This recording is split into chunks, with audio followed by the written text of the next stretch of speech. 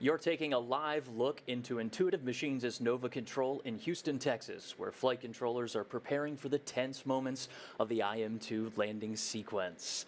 Good afternoon and welcome to our coverage of the descent and landing of the IM-2 mission. I'm Josh Marshall, Communications Director of Intuitive Machines. And I'm Leah Cheshire with NASA Communications. This flight is conducted under contract with NASA's Commercial Lunar Payload Services Initiative. With Artemis, we are returning to the moon to conduct groundbreaking scientific discoveries and technological advancements. Looking at is up on your screen right now. It's the room's situational awareness tool called the Viz, directly in front of the mission and activity directors. The Viz is an animation representing real-time telemetry data feeding into Nova Control. Nova Control receives the data and runs it through a video game software, then generates a visualization of that data. It's a useful tool for keeping track of what Athena is doing in space. The white line you see right now is pointing to the moon. There are also some other color lines you might see pop up, like a blue line, that's the past and intended trajectory. The yellow and the green lines are pointing toward the sun and the earth, respectively. And at different points during landing, you might see some different color cones appear. Those are antenna arrays used for line-of-sight communication back to Earth. We're going to show the Viz periodically throughout this show to check in on Athena, and we intend to leave the Viz up during landing to give you the most accurate information possible. Athena lifted off at 7:16 p.m. Eastern Standard Time from atop a SpaceX Falcon 9 rocket on February 26th. Approximately 43 minutes later, Athena entered a translunar orbit, which is a direct shot at the moon. Over the next few days, Athena completed small engine firings to refine her trajectory before flight controllers commanded lunar orbit insertion on March 3rd to place the lander approximately 100 kilometers, or about 62 miles, above the lunar surface. For 3 days in lunar orbit, she has prepared to make her journey down to the lunar surface. Ignition and main stage. All right, let's go ahead and start our stopwatches here. Cameras are running. We'll be listening for that max thrust. AFM mode is breaking 1. Chamber pressures look nominal. Good calls. They're not going in at 100% here, Leah. They're Good going in about 90% in case they need a little bit more oomph on this braking burn.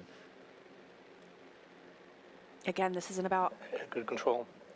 about an 11-minute burn, but the engine does not cut off at the end of this burn. It just continues to throttle down until we land softly on the lunar surface. And we're listening in to hear some good confirmations of data. If you hear good confirmation of data, that means that that data is making its way to the Viz, what you're watching right now on your screen.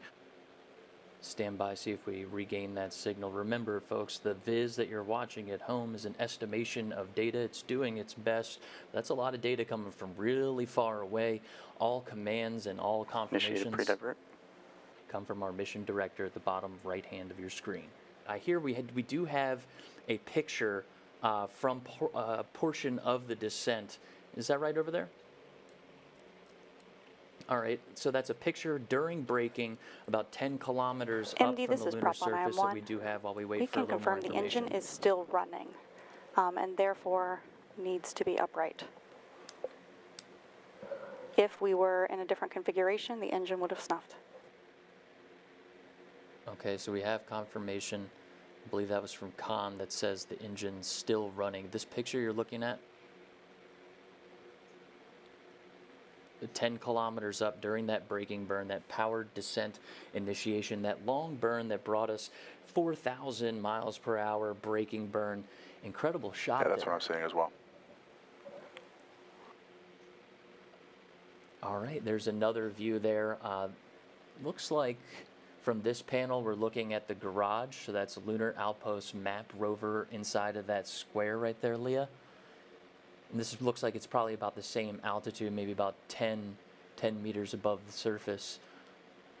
And one more here for everyone. It's about the same altitude there, maybe a little bit more exposure, but these Camera's still running in HRN mode.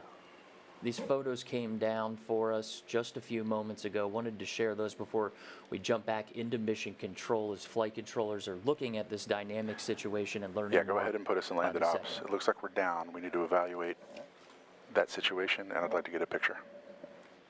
So we are communicating, commanding the lander, and getting acknowledgments back that the lander is behaving as expected. So putting those things together while we wait for confirmation from Dr. Crane. We have an engine that is shut down. We are venting the engine. Spark 637 acknowledged. We are getting acknowledged commands from the lander. Athena is on the surface of the moon. The team is going through the process of powering down systems that are not required. We heard the mission director call out that we do have solar charging, so we continue to hear them in our ear that they're turning off different systems that are not required. We are working to figure out the orientation of the vehicle, which is important because those are our antenna systems that will determine how much signal we're going to have and when we can start bringing down things like vehicle health data and other images that can help us to confirm. But we are communicating with the vehicle. We've heard throughout our intended landing time, through now different call outs, making it to the vehicle. We have direct communications contact, and we would tend to bring out some more information as we continue to assess this dynamic situation inside of Mission Control. We intend to have a press conference at 3 o'clock Central Time. That's 4 o'clock Eastern. We'll do it right over at Johnson Space Center, Leah. That's right. Thanks for joining us today.